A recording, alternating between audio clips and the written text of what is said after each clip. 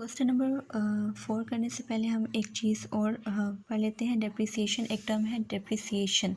ठीक है, अब ये क्या होता है, मतलब अगर हम लोग एक व्हीकल पे इंश्योरेंस लेते हैं, ठीक है, तो आफ्टर सम टाइम जो जितनी गाड़ी की कीमत जितनी हम गाड़ी की कीमत है आफ्टर सम टाइम उतनी नहीं रहती, कोई उसकी वैल्यू कम होती रहती है। ठीक है, मतलब कुछ अरसे बाद उसकी वो वैल्यू नहीं रहती, उसकी प्राइस में रिडक्शन होती रहती है। तो जो हम लोग ये जो किस्त अदा करते हैं इंश्योरेंस पॉलिसी के लिए, जो हर साल या आधे साल बाद जो किस्त अदा करते हैं, वो फिर उसी नई प्राइस मतलब जो मार्केट में नई प्राइस कार की चल रही होगी उसके मुताबिक करते हैं। तो जो नई प्राइस हम निकालते जाएंगे वो क्या कहलाएगी, डेप्रिसिएशन कहलाएगी। और वो नई प्राइस एक्चुअल प्राइस से कम होगी, क्योंकि वो जिस कीमत पे हमने ली हुई होती है मार्केट में, फिर वो कीमत नहीं रहती, आहिस्ता आहिस्ता उसमें कमी आती जाती है। ठीक है, तो अगर आप क्वेश्चन नंबर 4 देखें, क्वेश्चन नंबर 4 क्या है, Umar insured house worth 75 lakh. ठीक है, यानी उसने जो हाउस है उसका कितने का, 75 लाख का। ठीक है, 2%, अब वो जो किस्त अदा कर रहा है वो क्या है, 2% फॉर 4 ईयर्स। ठीक है, यानी एक साल में 2% दे रहा है और तकरीबन 4 साल तक वो किस्त अदा करता रहा है। ठीक है, calculate the amount paid in 4 years, यानी अब हमने ये चेक करना है कि उसने जो किस्तें अदा की हैं वो 4 साल में टोटल कितनी किस्तें अदा की हैं। ठीक है, while the rate of depreciation is 10% yearly, यानी जो हर साल जो उस हाउस की जो कीमत है उसमें कितनी कमी आती जा रही है, 10%। ठीक है, रेट ऑफ डेप्रिसिएशन क्या है, 10% उसकी अमाउंट में कमी आती जा रही है।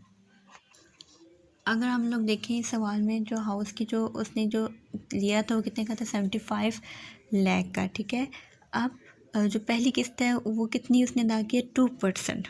ठीक है, जितनी भी हाउस की कीमत है उसका 2%, 2/100 मल्टीप्लाई बाय जितनी भी प्राइस है। ठीक है, तो ये हमने इसके साथ मल्टीप्लाई कर दिया, तो ये फर्स्ट प्रीमियम यानी पहली किस्त उसने कितनी अदा कर ली, 150,000। ठीक है, ये 0 से कैंसिल, तो ये 150,000 आ गया। अब एक साल बाद ये पहली किस्त उसने अदा की और एक साल बाद उस हाउस की कीमत में क्या हुआ, डेप्रिसिएशन हुआ। ज़ाहिर मार्केट में भी वो प्राइस नहीं रहती, तो कितना हुआ, 10%, यानी जितनी उसकी पहली प्राइस थी उसका 10% डेप्रिसिएशन हुआ। पहले कितनी प्राइस थी, इतनी प्राइस थी। ठीक है, इसका 10% निकालें अगर हम, तो वो कितना आ जाता है, 75040 आ जाते हैं। ठीक है, तो कितनी कमी हुई, अभी तो हमने परसेंट निकाला ना, इतने डेप्रिसिएटेड प्राइस कितनी आ जाती है, जितनी एक्चुअल अमाउंट ये थी, इसमें से माइनस किए जो 10% कितना आता है, इतना। ठीक है, 750,000। ठीक है, इतना आया, इसमें से निकाला तो ये कितना आ जाता है,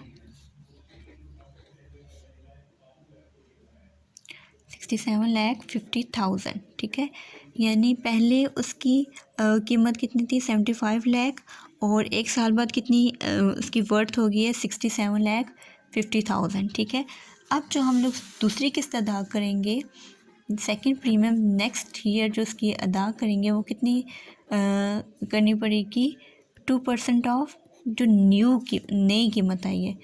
ठीक है, नई प्राइस जो आई है वो क्या है, 67,500, ये इसमें से हम सेकंड किस्त अदा करेंगे। ठीक है, तो यहाँ से इसको सिंप्लीफाई करें तो ये आ जाता है हमारे पास कितने रुपीस, 135,000। ठीक है, ये सेकंड प्रीमियम आ गया हमारे पास, और वो था हमारे पास फर्स्ट प्रीमियम। ठीक है, अब फिर दूसरे साल के बाद फिर डिप्रिसिएशन हुई, यानी मार्केट में उसकी कीमत फिर जो है वो कम हुई, और वो कितनी हुई, 10% ऑफ, यानी जितनी अब कीमत है उसका 10%।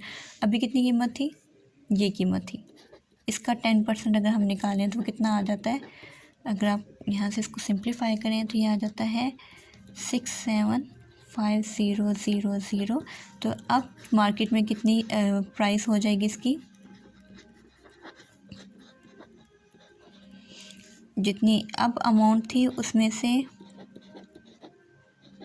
माइनस किया ये, ठीक है। तो ये हो जाती है हमारे पास 6075, यानी दूसरे साल के बाद जो उस हाउस की जो कीमत थी वो इतनी होगी। तो जो थर्ड प्रीमियम हम लोग तीसरी किस्त अदा करेंगे वो किसका 2% लेंगे, जो अब अमाउंट आई है इसका 2% लेंगे, ठीक है। तो इसका 2% अगर हम लें तो कितना आ जाता है,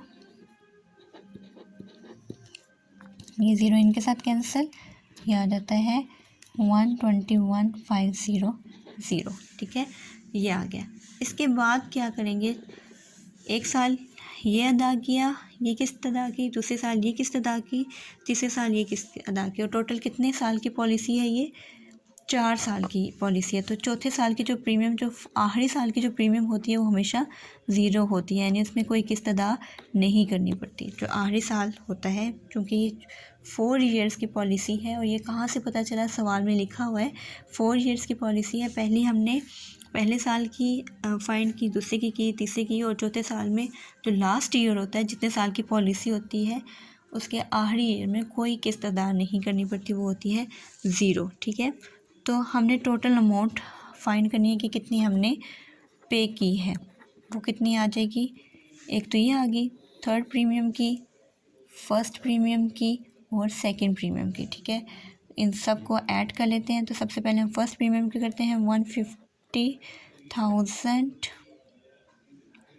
प्लस 135,000 प्लस 121,500, सबको ऐड करेंगे तो ये हमारे पास कितने रुपीज़ आ जाता है, 406,500।